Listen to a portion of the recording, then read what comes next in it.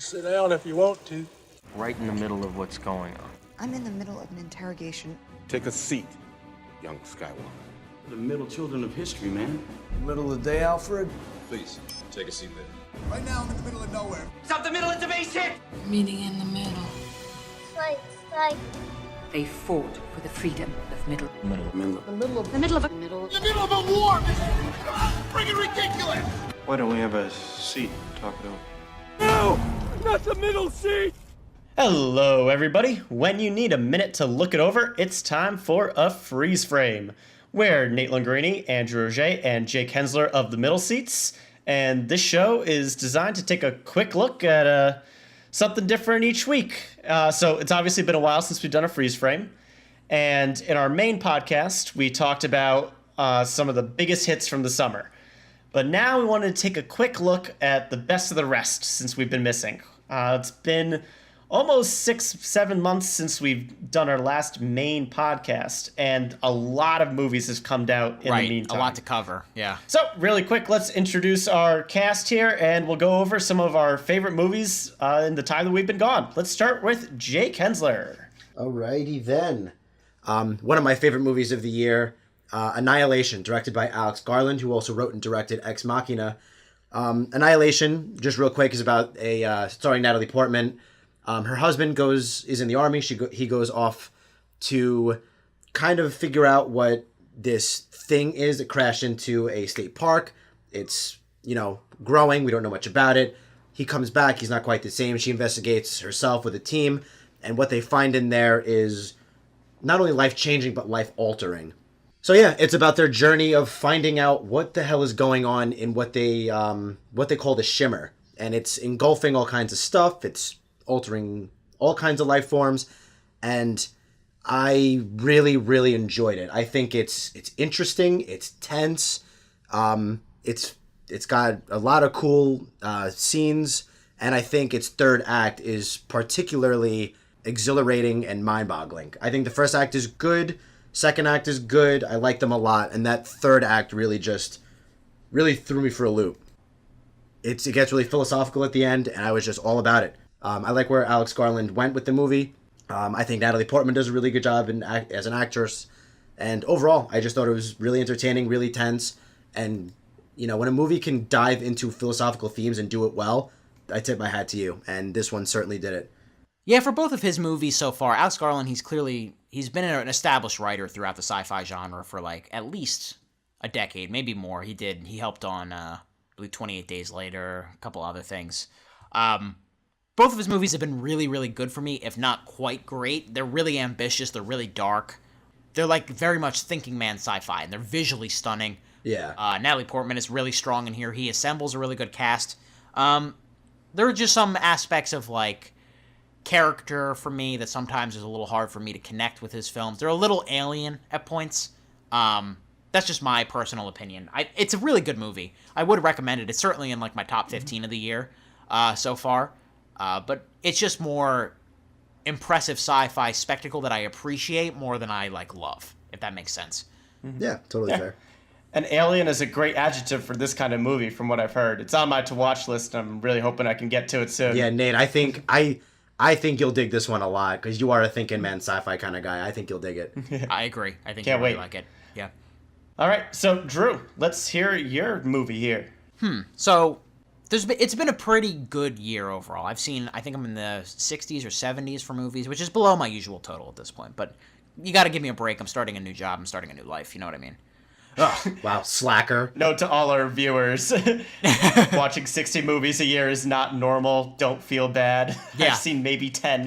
This is Andrew's normal. You should all strive to be me is what I'm trying to say. Anyway, the movie that I would put probably third that I want to mention here is Isle of Dogs by Wes Anderson. Now, of course, Wes Anderson is one of the big artistes of the film industry right now. He makes these very artistically weird, strange, but he has this really culty fan base that love his work, just love it. And this is, for me, Isle of Dogs. It's a stop-motion animated movie. It's got a little bit of CGI mixed in. It's about a dystopia in Japan where dogs are outlawed because the president or whoever, the person in charge, is a big cat person, so they outlaw all the dogs. And the dogs are all played by high-profile celebrities: Bryan Cranston, Jeff Goldblum, Bill Murray, his usual cast of characters. It's got a really big cast. It's this really quirky, really heartfelt, really funny, and beautifully animated film that is really unique. And if you love his style, this is like peak Wes Anderson, I think. It's his style at its most like neurotic and most interesting. Have you guys seen any Wes Anderson? Jake, I know you're a little iffy on it. I don't know about you, Nate. I've seen a little bit here and there. Yeah, I saw Moonrise Kingdom, and I thought it was good, not great, which I know is a minority opinion, but I don't know if I've seen anything else. Right, Grand Budapest Hotel, Life Aquatic with Zizzo. Yeah, I missed those. Royal Tenenbaum. It's a movie. Don't start with Isle of Dogs, is my suggestion. But if you're already a really big fan of Wes Anderson, it's a really treasuring experience. Right? I didn't see it, Nate didn't see it, so you're a little lonesome here today. One movie that just came out that people might be interested in is Ocean's 8, which is picking up the Ocean's franchise with a new twist, with an all-female cast for the heist. I saw it, and I think it was actually a pretty worthy successor that I can see going off into a successful spin-off of the franchise overall. It's not amazing. Ocean's 11th is pretty darn good. Not perfect, but pretty darn good. This one, a little less good than that, but still enjoyable. If there's any positive to take away from the movie, though, it's the cast. The cast just does a great job of maintaining that confident, almost cocky attitude, but still maintaining that level of charm and fun professionalism, if you can call it that, for a heist movie that I think almost anyone can go to a theater and enjoy. I wish we had a full review for this one, because I think we actually would differ a little bit here. I thought it was just all right. I didn't actually care for it too much. I agree that the original Oceans is really good. I shouldn't say the original. I haven't seen the original. But the remake of the original is great, by Steven Soderbergh with George Clooney and Brad Pitt. And this is a continuation of that, obviously. I think my biggest problem with it, personally, was that it sets all the pieces for the heist, and the heist is pretty well executed, and it's pretty thrilling to watch. But as good as the cast is, and as good as they are as individual pieces, I never really felt like they came together as a really cohesive team. Like, we don't get a lot of banter in between them. It's just so go, go, go throughout the whole time. And that was my biggest problem, because those were my favorite parts of the original trilogy, is just having these big movie stars interact with each other. And there are moments of that, but it just felt like a lot of it felt very disconnected for me. I don't know. I thought it was fine. I would have been fine renting it or whatever. It left me a little wanting more. But a lot of people are out there enjoying it for sure. I did not see it, so I am void here. Right, so no tiebreaker vote, yeah. Definitely would have made an interesting full review, though, I think. And I think it will make for interesting discussions if and when there are potential sequels, because I think it has the legwork. It has the right building blocks, let's say. It's done the legwork, yeah. All right, so let's move back to Jake, number 2 that you've seen since we've missed. Interesting. So I'm not doing a least to best like you guys are. Mine are a little jumbled. I don't have a set list yet, but the next movie I'd like to talk about, I just saw a few days ago. It is a documentary called 3 Identical Strangers. I knew hardly anything going in, and I actually read that's the best way to go in. So I'll make this short and sweet because I would recommend it to pretty much anybody. Documentary, so it's a true story. It's a fascinating story. It's basically about these 3 guys at the age of 19, I believe, all happen to find out that they are triplets. One guy is falsely recognized as what ends up being his brother, and some guy says, "I know the guy they're talking about." He takes him to meet him. They find out they're twins. Another guy comes out of the woodworks. They find out they're triplets, and there is a much larger story after that, believe it or not, and it is really cool, really fascinating, well done documentary, keeps you engaged the whole time, but also not too long. And I don't want to say much more than that because it is worth seeing, and I think everybody should go see it if you're into, real life interesting stories like that. And I'm not a big documentary guy, so seeing this and really liking it was really something for me. It was really good. Reality is stranger than fiction sometimes. Yeah. It sounds like a remarkable story. That's what I read. I purposely didn't read up on it going in because I read that the less you know, the better. Right. And the more the movie goes on, the more you can't believe that this is all true. Right. It's crazy. Those are the best. Like, if somebody wrote this as a script, audiences would go, "This isn't believable." Right. But this really is believable because it did happen. So I'd recommend it for sure. Those are the best kind of documentaries, yeah. Yeah. I haven't specifically seen that one, but this has been a pretty big year for documentaries so far. I have seen the Won't You Be My Neighbor, which is the Mr. Rogers-based documentary. I saw that a couple days ago. That was really great. There's a Whitney Houston documentary out there that's really good. I haven't seen RBG about Ruth Bader Ginsburg, the Supreme Court Justice, but I've heard excellent things about that. Interesting. These movies, they're doing really well at the box office. They're cracking the top 10, which doesn't happen a lot for documentaries, but consistently. This has been a big summer for those. Wow. Cool. Yeah, if either of you or anybody listening has a shot to see Three Identical Strangers, I would recommend it. It is very interesting. Nice. Drew, what do you got next? Guys, we live in a cynical world. We live in a really sad, cynical world.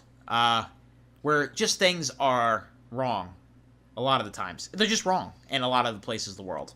But to quote one of my friends from my number 2 movie here, if you're kind and polite, the world will be right. I like the original Paddington. It was a really, really well done family movie. But Paddington 2 takes everything great about the original and just escalates it. It might be the perfect family movie. It's not my favorite family movie, but it does everything you want from it. It's funny. It's so adorable and sweet. And it just has an amazing heart behind it. Ben Whishaw does a great job as Paddington, who is just the most positive, amazing role model for kids watching this movie. There's some great messages. A great villain turn by Hugh Grant, one of his best performances. Brendan Gleeson is awesome in it.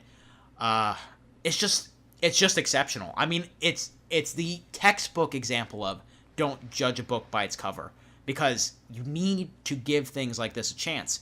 This is what people miss out on. They miss out on movies like this when they just look at it and just write it off as another Sherlock Gnomes or something like that. Ugh. Yeah, just another family movie, but it's not. It's a beautiful, beautiful, nice movie, and I really recommend it to you guys. I know both of you have not seen it yet, but I really recommend it. Well, I'll tell you what there, Drew. Both on and off recording here, you've been harping on how great the Paddington movies have been, and up to this point, I hadn't seen them. But since you've been bringing it up so much, I actually went and saw the first Paddington movie, and I gotta agree with you. It is just so wholesome. It's really, really fun.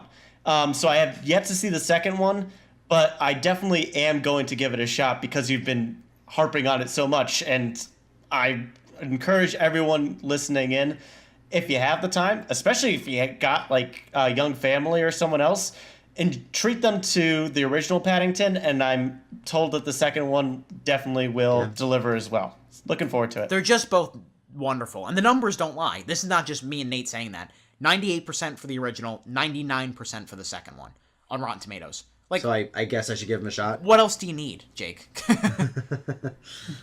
Yeah, I guess you're right. I guess I should give it a shot. I guess I should. They're wholesome, they're sincere, and they're still a lot of fun. It's great. I was going to compare it to the John Wick series because you said the second one just escalates everything. And that's how I felt about John Wick 2, but now it's a bad comparison. Since you went wholesome. It's a pretty poor comparison. It's not your best one. All right. Well, speaking of poor comparisons, there were a couple movies that came out this year, but I don't think any are quite so vulgar as this next one. It's Deadpool 2. Actually, directed by one of the John Wick directors. Segues. There you have it. So there you go. Segue indeed. So yeah, we've all gotten the opportunity to see it, and I'm actually interested to hear what you guys thought about it. Ooh. But for me, it mirrors a lot of the sequels that we've seen so far this year. Incredibles 2, Jurassic Park 2. Well, maybe not. That's a bad example. That's a bad example too. Whoa. But we've seen a lot of sequels this year that come close, but not quite as good as the original, and that's how I felt about Deadpool 2. Same types of humor. They introduced a lot more characters, which definitely made the movie more interesting, but it still wasn't enough to quite get to the same level for me personally. That said, Ryan Reynolds as Deadpool is still a match made in heaven, and this movie makes itself up for 10 times in just the post-credit scene for what they pull off here. Definitely a funny superhero movie, definitely a vulgar superhero movie, but still has a lot of heart in a wholesome, weird, twisted kind of way. Right. It's a family movie. He says it right off the bat. it kind of is. He's not wrong. Yeah. I liked it a lot. I do agree it's on a similar playing field, but probably just shy of the original. But actually, I think it made me laugh more than the original, which I was not expecting. I think I cackled more on Deadpool 2 than I did the first Deadpool. So I will give it that. Was not expecting that. Right. See, if we had this conversation 2 days ago, I think I would have echoed exactly everything that Nate said. But I actually just rewatched the movie last night. I was able to finally get back to it after a couple of, it's been about 2 months roughly. And I think this one has a little bit of the edge for me. It's very close. Interesting. But I think, as opposed to you, I think they're about equal laughter-wise. But I think this movie's just more ambitious. It tries more than the original. And that's fine. Like, I mean, what the original did was great. I'm not trying to knock that. It had to establish a specific tone. But this movie's more ambitious in introducing characters, introducing different themes like family. It gets weirder and weirder as it goes along. And the action is way better. Way better. Like, the set pieces are really strong across the board. Especially one right in the middle, which I don't want to talk even more about if you haven't seen it. But it's extended, it goes on for a while, it's got jokes, and it has some fantastic action-specific moments where you just go, wow, that was really cool. So, personally, they're right next to each other, but it's like Deadpool 2 by a nose for me, I think. Yeah, I'd say they're pretty comparable. Oh, well and good. For me, personally, I think a lot of it is just the novelty of the original Deadpool and just pulling off that kind of movie and to such critical and financial acclaim. Yeah. It's just going to have the edge up for me, and then it's harder to impress me the second time around. But still, very fun time. Highly recommended, especially if you like the first one. So let's move on. Jake, back to you. Alrighty. So Annihilation is in my top 3 of the year. Avengers is also my top 3 of the year, but this next one rounds out my top 3 in no particular order. It is the horror movie that kind of swept the nation a little bit, Hereditary. Hereditary, it was being hailed as like the scariest movie of the decade. Some said scariest movie since Exorcist. Some said it is this generation's Exorcist. It got all kinds of hype, all kinds of critical praise. A little divisive between audiences, but for me, I thought it was pretty damn great. So obviously no spoilers, but it's roughly about... our main character is Toni Collette. In the movie, her mother has just passed, and it's about the havoc that wreaks on this family afterward. Yeah, it's about a fucked up family. Yeah, just so many bad things happen. I'm not going to go into it any more than that. If you're a horror movie fan, you should see it. If not, don't. It's pretty rough at times. Nate, do not see this movie. So, Nate, I'm not going to see it. I actually think he should. It'd be interesting to see what he says. For our new listeners, I am the scaredy pants of the group. I'm the guy who needs to hold something soft and warm when I see a horror movie. And I am the opposite. If you're telling me it's going to terrorize me, I will look for it. Yeah, these guys needed to drag me to it earlier when we first started the podcast. I'm not looking forward to seeing this one. Oh, man. So I will say this. It is not scary in the traditional sense that movies like Conjuring and Insidious are. And a lot of new wave, I don't know if that's accurate or not, but I'm calling them new wave horror movies. Like It Follows, Babadook, The Witch, Hereditary. Like it. Yeah, I think that works. They're scary in different ways. Not like Conjuring, not like Insidious. They play on themes that are supposed to mess you up and that are supposed to sit with you. And Hereditary is one of the better ones for sure. It's just so well written and well directed to a point where it's just like, holy hell does it sit with you. It's just so many messy things happen and you might want to look away, but you can't. You want to forget it, but you can't stop thinking about it. It's just got brilliant atmosphere, so well crafted by, I think his name is Ari Aster's writer-director. Correct. First time writer-director. Yeah, first time. What a debut. Yeah. Jesus. It may be one of the best debuts I've ever seen. Yeah, it's unbelievable. No spoilers for sure, but it is not scary on a traditional sense, but one of the best made horror movies I've seen in a long time. It's an absolutely traumatizing experience. Like it's tough. It's a tough one. You guys are really selling it. That's the thing. No, here's the thing, Nate. Like It's so good, but I've never, ever wanted a movie I was loving to be over so fast. Like, I was getting anxiety. I was like, I need to get out of here. Like, I can't be in here anymore. This is so tense, so well acted. Toni Collette gives the performance of the fucking year so far in this movie. She is so good great as the mother of this messed up family. The whole family is, though. There are some parts where each of them get to shine. Right. It's a bear of a horror movie. He's right. It's not jump scare filled, but no. But the atmosphere is like when it ends, you feel like you can untense your shoulders again. Right. He has such control of his characters. He has such control of his camera, especially. And camera works unbelievable. And this is the most important. He knows when to show things, and he knows when not to show things. And that is the number one thing that horror directors get wrong all the time. All the time. He waits for the best possible moment to show you the most unbelievably disturbing thing. Yeah, and the themes and metaphors he works in are really, really what sits. It's weird. I'm looking forward to seeing it again, but like I'm hesitant to. I don't know. It's hard to explain. I may never watch it again, to be honest. I'm good. I mean, I'm going to, but like, you have to be ready. Right. I slept with the lights Nate, on. I actually do think you should give it a shot, though. It's not scary like other like it and Hereditary are very different scaries. Right. All right, let's move on. I'm getting Hereditary really good. Your electric bill is going to go up because your lights are going to be on while you're sleeping. My turn, right? My turn? Yeah. Okay.